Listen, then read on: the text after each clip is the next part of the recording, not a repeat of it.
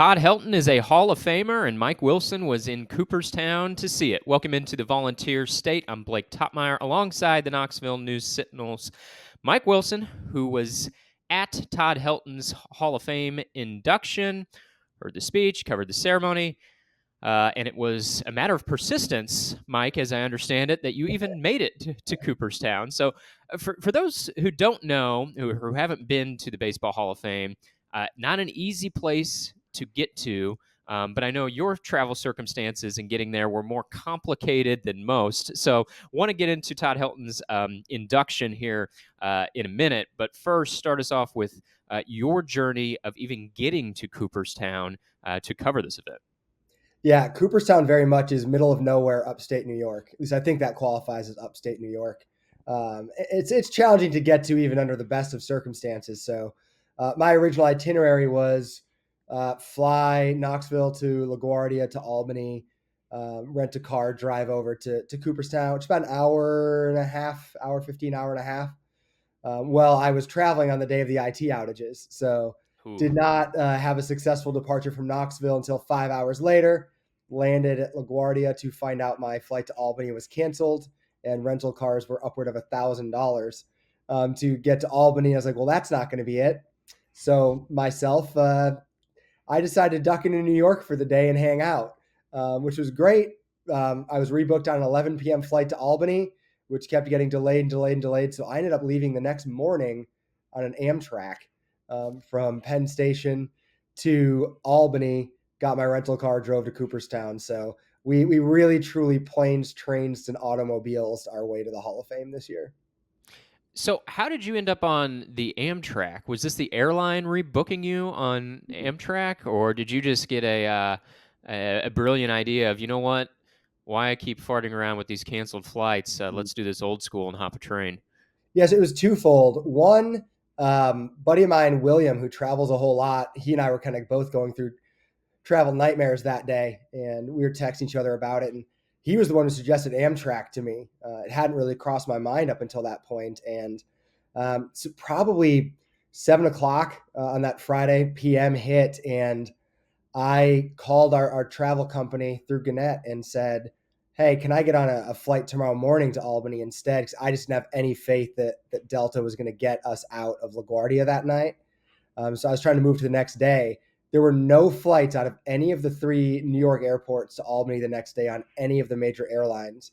At which point I said, how about we just rebook me on an Amtrak? And that's what we did, got me out on an Amtrak. And I made it there that way. So getting back was even worse, but you know what? It makes for a heck of a story of getting up there for Todd Helton's induction. Sometimes the old ways are indeed best. Mm-hmm. It's been a long, long time since I was a kid that I was on an Amtrak. When you're a kid, it seems great, right? Like you kind of envision old world travel, and it probably feels maybe way more luxurious than it is. But give us a modern day experience of riding Amtrak. Is it pretty cool? Is it pretty comfy? Is it pretty basic? What's the experience of riding Amtrak in the year 2024? You know, it was efficient for me. I was able to work on the train, get some reading in. I thought it was a comfortable ride. Wi-Fi was effective and efficient the whole way. So I've heard other things from people about Amtrak in the past, but for me, it was overall a really pleasant experience. Wasn't thrilled to be on it necessarily, more so probably on the way back when, I got to the Albany airport at 4 a.m. for my return trip, only to find out Delta had canceled my flight without any notice. So I scrambled back to the Amtrak station to do it again. And yeah, but I had a good experience overall. I was thankful for it because it got me out of a real pinch up there. Do they have, like in the movies, you always see the beverage cart, and you could hang out in a car that's a glorified bar in these swanky train travel situations of old? I feel like I'd spend all my time there. Did you find a beverage cart perhaps on this Amtrak? Do those exist, or at least were they on the one that you traveled on?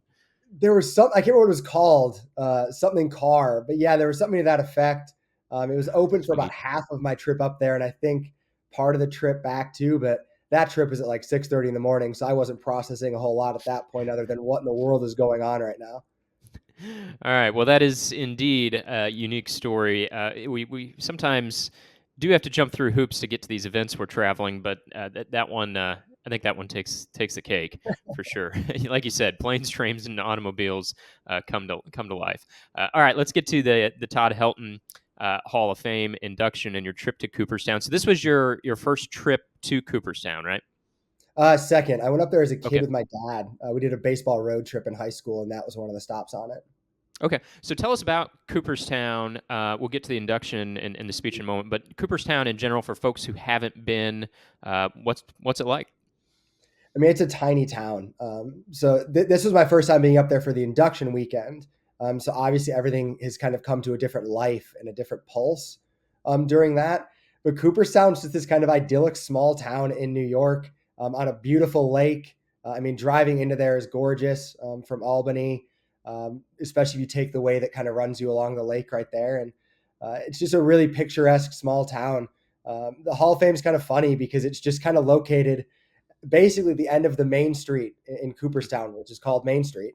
It's just kind of at the end of the street. It looks like kind of a normal brick building. So it just kind of sits there inconspicuously in this small town. Very beautiful, very pretty. Just such a cool setting. But the induction weekend setting was really special to take in, I thought. What was Helton's Hall of Fame speech like? I thought it was good. I mean, he said it early on too. He's more comfortable doing just about anything else than standing up there speaking to people. More of a go play the game guy, not a big talker guy. I mean, he hit on it very early on in his speech, thanking the baseball writers who voted him in, and kind of joking, and thank you for working with what little I gave you throughout my career as well. So it's not really a talker, but I thought he hit the right points. I thought the stuff that really stuck with me was the fact that he pointed out, to the Hall of Famers, his dad, Jerry, who played in the Twins organization, kind of taught him about, were on that stage with him in Rod Carew and Jim Cott, because he was a left-handed pitcher working the backyard. He said Jim Cott was the first pitcher he ever pretended to be. And Rod Carew, they had a 15-minute video of him hitting that they bought a VCR exclusively to watch. So I thought there was some good storytelling in there. I thought he hit a lot of the right notes, singled out a lot of the really important people in his life and in his world. So I thought it was a really good speech. He said afterward that his wife, Christy, has written most of his speeches throughout his career and had a big hand in this one as well as his daughter. So it was kind of a team effort from what it sounded like in terms of piecing the whole thing together. But I thought he did a good job. Of course, talked to Helton for coverage at Knox News before his induction. Talked about his time, being from Knoxville, playing at Tennessee. How much do you feel like he's sort of connected to Vol baseball? I mean, to what extent did he talk about his time at the University of Tennessee, kind of making him as a baseball player, as a man? How much did that come up, and what did he say about it? Yeah, during the speech, he touched on it, talking about Bill Masiello, who was the hitting coach when he was here. That's someone who remained really important to him then and throughout his professional career. That was kind of his hitting sounding board when he was struggling in the big leagues. Bill Masiello was the one that he called. So he got mentioned. David Cutcliffe got mentioned as well for the football side of things. But in the conversations I had with Todd and the story I did, it was interesting hearing his Knoxville memories. Obviously, someone who born, raised, was basically here till he was 21 years old, playing through high school at Knoxville Central, playing at the University of Tennessee. So every one of his formative experiences really pertains to Knoxville in some way, shape, or form. And the section I was sitting in at the Hall of Fame induction ceremony, I was across an aisle from Todd's high school teammates from Knoxville Central, all of whom had gotten custom jerseys for the Hall of Fame, kind of replicas of their high school jerseys they wore that were made for that. So you could see there was relevance there. You could see there was importance. I thought something very notable, obviously, during his speech was him shouting out Tony Vitello as the best college coach in baseball today. And he shouted out Tennessee as the national champion. So you could see it, you could hear it. And maybe the loudest thing he did of all about how important Tennessee is to him is he had a little power T pin right there on his jacket lapel throughout the whole speech. So it's clear that this university's meant a lot to him and continues to do so to this point. One thing that Tennessee fans obviously know is his football history. I don't know if you were a Colorado Rockies fan or just a baseball fan. If all those people are as versed as his in Todd Helton's football background as Tennessee fans obviously are. I mean, he was a star football player in high school as he was in baseball. Goes on a scholarship to Tennessee to play both football and baseball.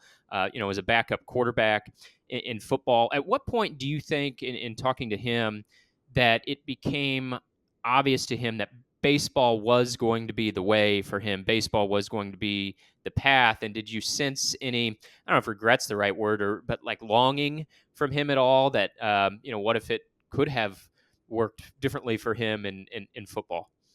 One of my favorite stories, he told this one to me, and then also it was in his speech, where he said, in Knoxville, specifically in the conversation I had with him, he said it loves living in Knoxville, goes out, doesn't get recognized a lot. And for a guy like him, that's kind of the sweet spot. He said, every now and then when someone does recognize me, they come up and say, "You're Todd Helton, right?" He said, "Yeah, I am." And they say, "You played quarterback for Tennessee." Um, and, I thought that was great. He said that in his speech, and the line he said there was, "Yes, and after I played a little bit of baseball as well." I joked with him. He should have said, "Yeah." Then after that, I became an accountant, opened up a small firm here in Knoxville that I still run to this day. So it just kind of tells you the run of it. And he referenced the quarterbacking in his speech. The fact that he kind of sandwiched between Heath Schuler and Peyton Manning in terms of starting quarterbacks, and he got a pretty good idea that he wasn't going to be a quarterback because of the guys he was around. I think he was good enough. Obviously, he was starting ahead of Manning that first year until he got hurt. Manning's first year, that is, in 1994, Helton's second year. So he obviously had the talent to do it and had the ability to do it. He did joke, however, during his speech again, that he realized it might not be for him when he got told to go into that UCLA game at the Rose Bowl and had to put down a half-eaten ham sandwich and take the M&Ms out of his helmet. So a little bit of Little Giants feel to that overall, I thought. But yeah, it was clear. He joked about it at points, but he said it too in conversations I had with him for some stories that he used to sneak out of those practices, run off with the specialists during individual work, and kind of hide amongst them, go in and change, then go over to the baseball facility and hit. He was pretty sure David Cutcliffe and Philip Fulmer knew what was going on, but seemed like everyone kind of knew, where his money was going to be made at the later stages of his career. It's such a great story of him getting recognized around Knoxville and people saying, "Oh, former Tennessee quarterback Todd Helton." It speaks to life in East Tennessee for sure. Mike, you and I we were both born in the '80s. Grew up watching a lot of baseball in the '90s, so we saw Todd Helton's professional career really soar right in front of our eyes. I mean, sweet hitting, first baseman, batted over 300 in his career, which, of all of his accomplishments, that one, perhaps is the most remarkable. Was a model of consistency. This is someone I felt like just kind of watching him growing up. You could pencil in a 300 average for him. A nice little home run total, RBI total, year after year after year, and at the end of the year, the numbers were going to be there. How did you view, I guess, his career? What do you remember about his playing days? Another thing I think that really stands out to remarkable as me is spending his whole career with the Rockies.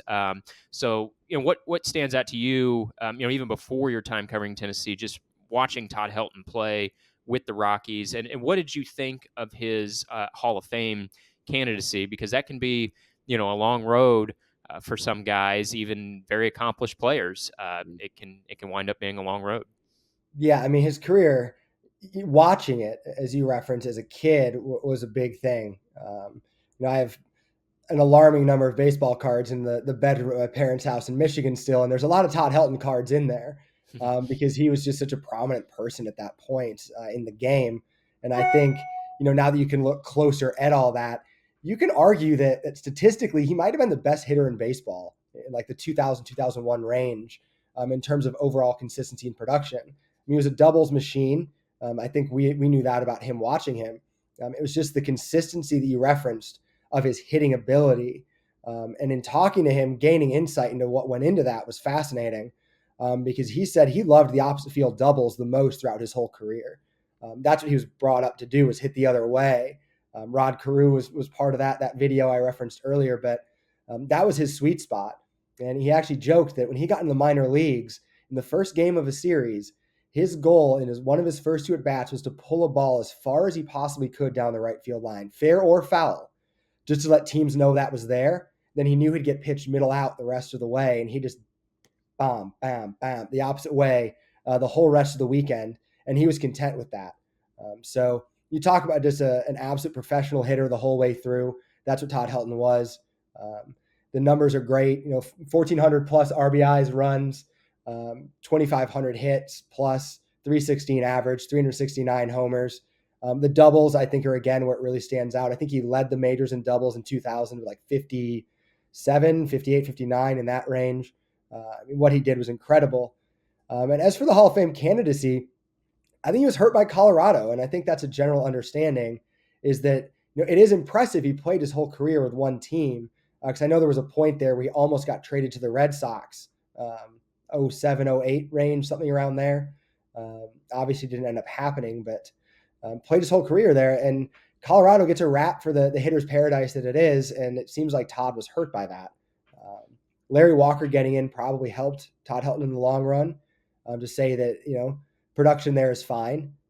I thought a quote I got from an SEC coach working on a story leading up to the Hall of Fame was great, where he said, he was talking about Colorado. He goes, I don't like that he was hurt by that because Todd Helton could have hit on the moon. And mind you, hitting on the moon might have been easier, but Right. the point stands that he could have hit a baseball anywhere. And that's clear in just the overall way that he hit throughout his whole career. But also was a plus defender. That has to show up there, won multiple Gold Gloves. So the overall candidacy was there. It took him 6 years to get in, but a well-deserved Hall of Famer, no doubt about that. Yeah, 10 consecutive seasons of batting above 500, batting above 300 in each. And there was a handful of other years in which he batted over 300 as well. But in terms of the consecutive streak, 10 in a row. And a lot of those years, he wasn't just creeping above the 300 line at 302. I mean, he was 320 plus in a lot of those years. It kind of reminded me of someone who came along later in terms of their consistency, their average. Miguel Cabrera came up, a handful of years after Helton. Hit some more home runs. Cabrera is in the 500 home run club, but you were talking about all the doubles and the consistency, the OPS, the batting average. Miguel Cabrera kind of fit into that category as well. Again, Cabrera had, the home run numbers were higher, the RBI numbers were higher, but in terms of like consistent guys throughout our lifetimes that you could just pencil in year after year after year for 300 plus. Helton is in that conversation, and Cabrera as well. Mike, I know at the Hall of Fame you wrote a story about a 14-year-old fan from Colorado who grew up a Todd Helton fan. Mason Hooker traveled for the induction ceremony. Tell us about that sort of unique reunion between Mason Hooker, the 14-year-old fan from Colorado, and Todd Helton. Yeah, really beautiful story I kind of stumbled into while I was up there is, Mason Hooker was a Make-A-Wish kid when he was 5, had leukemia when he was 3. And he got his wish, and his wish was, I want to play baseball with Todd Helton, because the family's from Grand Junction, Colorado, about 3.5, 4 hours from Denver. And he, as like a 2-year-old, they went to a spring training game the family did in Phoenix, and he decided he loved Todd Helton then as a 2-year-old. And so when he got a wish, that's what he said. And my understanding and the story I wrote about it was there was a lot of hurdles to get there, because Make-A-Wish with celebrities apparently aren't as easy as that ESPN show used to make them appear. So they're not so easy when it comes to like musicians and athletes and stuff. But in 2015, I believe it was, Todd Helton made that wish happen, came out of retirement for a day to play baseball at Coors Field with young Mason Hooker and his brother Jack. So really beautiful story. And Mason's grandparents brought him to Cooperstown to be there for the induction because they thought it was, a full circle moment. Come and see Todd Helton. So they had his mom, Michelle, made a T-shirt with a bunch of photos from the Make-A-Wish Day on it. And they went to a photo opportunity on Monday that was with the Hall of Famers and got a chance to see Todd and kind of have a little reunion there. So really beautiful story, beautiful moment for everyone involved in that. Any tips for someone who maybe hasn't been to the Hall of Fame, Mike, but is thinking of going in the future?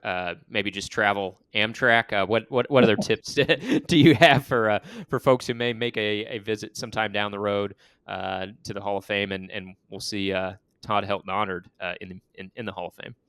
Take your time going through the museum is probably the big one. I had to rush through it a couple different stints because my travel was essentially delayed 24 hours. So didn't quite get to soak in as much of the museum process as I probably would have liked as a big baseball junkie.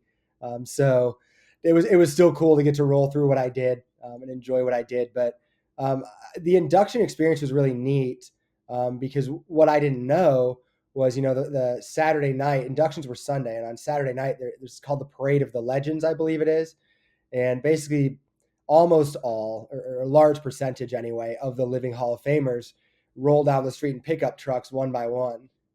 And, they hop down the truck, take some stairs down, and before they walk in, and almost all those guys come over, sign autographs, walk around meeting fans. I mean, Cal Ripken was out there signing autographs for an hour and a half, walking up and down the street. So I thought that was really neat. You referenced, us growing up in the 90s. Probably the coolest part of that for me was, I was a Braves fan in the 90s. And so Fred McGriff came down that, Chipper Jones, Tom Glavine, John Smoltz, John Sherholtz. And so those guys, but just a lot of the players we grew up watching in the 90s kind of rolled through that and came down. So it was just really cool. And I think the beauty of baseball is, and always has been, that it brings out the little kid in everyone. It kind of brings you back to childhood. There's the nostalgia side, the Americana side. There's so many deep-seated emotions that baseball has attached to so many people. And Cooperstown, and on this induction weekend, I think brings out a lot of those. You see a lot of grown men taken back and transported to their childhood by seeing their childhood heroes right there in front of them. So that to me was the quintessential and beautiful moment throughout the whole weekend.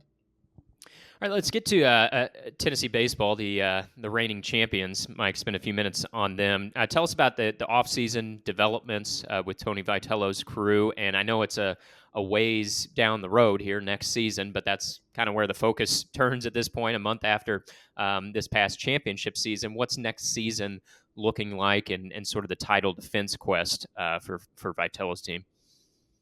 Yeah, they went out there and they reloaded in the transfer portal, as you'd expect them to do.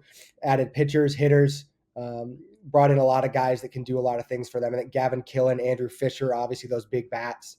Liam Doyle being a starter who has SEC experience is a big deal. Tanner Franklin, big power arm out of the bullpen, big deal as well. I think from the current roster, you're looking at guys like Cannon Peebles and Reese Chapman and Dalton Bargo being the ones you're counting on to step up and elevate. But you like the pieces you've got. And then Tennessee went and had a really successful draft in terms of the outgoing guys. 8 guys drafted in the first 10 rounds, 4 guys drafted in the first 2 rounds. None of that being surprising. I think pretty much everyone got drafted where you expected them to. Xander Seacrest not getting drafted, I think, was the only surprise off the current roster, but he was very coveted as an undrafted guy and signed with the Twins basically seconds after the draft ended because they wanted him so badly. So the guys went out that you expected to go out. That was good. I also think Tennessee won big in terms of the recruits that are making it to campus. They had the number 1 recruiting class in the country, according to Perfect Game, going into the draft. And a lot of those guys are making it to campus. In particular, Anson Siebert and Tegan Coons is a couple of big right-handed pitchers. Upper 90s guys. Siebert 6'8", Coons 6'4" guy. I mean, power arms. You're going to see more velocity and juice from this pitching staff next year than you saw this last season when Tennessee had a much more unorthodox look to it. So they've gone out there. They've added a lot, added some good middle infielders through that recruiting class as well. I think they lost a couple guys to the draft that they expected to. A couple guys maybe they didn't expect to. But the overall product you're bringing in, really, really good. Rounded out that roster nicely. So I think the Vols and Tony Vitello probably feel pretty good about what they have heading into fall ball. And finally, Mike, with the House case settlement that has been sort of dominating the headlines as it pertains to college sports, that's the court case that involves a lot of things, including back pay to past athletes, revenue sharing with future athletes. Big case. But one of the things tied in with that is scholarship changes and roster changes being negotiated in this court case settlement. And sort of the long and short of it, as reported by Yahoo Sports last week, is that baseball scholarships could significantly increase. The figure quoted or reported by Yahoo Sports was perhaps 34 baseball scholarships could be coming, just in basically about a year's plus time.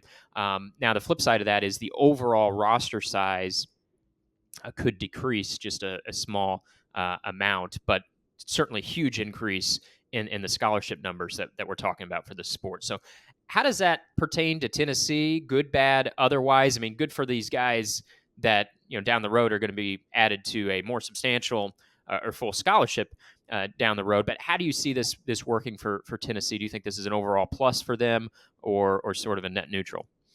I mean, it's a plus for college baseball, I think, as a whole, because, like, for those who don't know, baseball has been operating on 11.7 scholarships for the past X number of years. And basically the way it works is players get allocated, 20% scholarship, 15% scholarship. I mean, typically it operates in a money sense, but they get allocated a percentage of a scholarship. So you'll see a player commit to a school over X school, Y school, Z school, but those scholarships weren't created equal. Those scholarships are often unequal. Like a player might get a 75% scholarship to one place and a 10% scholarship to a different place, and they pick the 75%er. So baseball scholarships haven't been equal for a long time, and it's been a challenge because your roster management is tricky every year because you're allocating, again, this player's got this percent, this player's got this percent, so on and so forth. So it kind of levels that out. From a roster management perspective, it makes things easier, I think, for a coach, not having to basically have the business acumen to manage who has what percentage and who's getting what money, who's getting this money, and so on and so forth. I think it decreases the likelihood of prospects going pro as much out of high school. You've kind of seen that pivot anyway, some with NIL and teams in the shorter draft leaning to college. You're seeing the talent level in college baseball go up for a lot of reasons. I mean, COVID played into part of that. The scholarships are playing into part of that. NIL is playing into part of that. The shorter draft, smaller minor leagues, all of that is contributing to a much better college baseball product. And that's good for the game overall. As for Tennessee, I mean, Tennessee's done a good job of getting players here with what they've had. And obviously they're continuing to build and build and build. So scholarships help that. It probably levels the playing field more overall across college baseball. I'm less sure of the effect of the smaller roster in terms of what that's going to have because these colleges deal with roster crunches in the fall a lot of the time where you're starting fall ball with too many guys and have to get it down. So that's a common thing across college baseball. So that's going to look a little bit different, I guess, but it's about time the 11.7 thing goes away. It'll make the product a lot better and make things a little bit more interesting across the board. All right, well, you can find all of Mike's coverage from the Hall of Fame induction and sort of the backstories that went along with Todd Helton's career over at knoxnews.com. Mike, appreciate you telling us about your time in Cooperstown and giving us an update on life with train travel. It really felt like a walk back in time. So I hope you enjoy another Amtrak trip soon in your future. Absolutely. Maybe come down to Florida if they have it. Sounds great. All right, Mike Wilson from Knox News. Again, you can find all of his coverage of that Hall of Fame induction over at knoxnews.com. And we will be back with you on the Volunteer State next week, probably with an update on football and Tennessee beginning its preseason camp. Thanks for listening to this edition of the Volunteer State.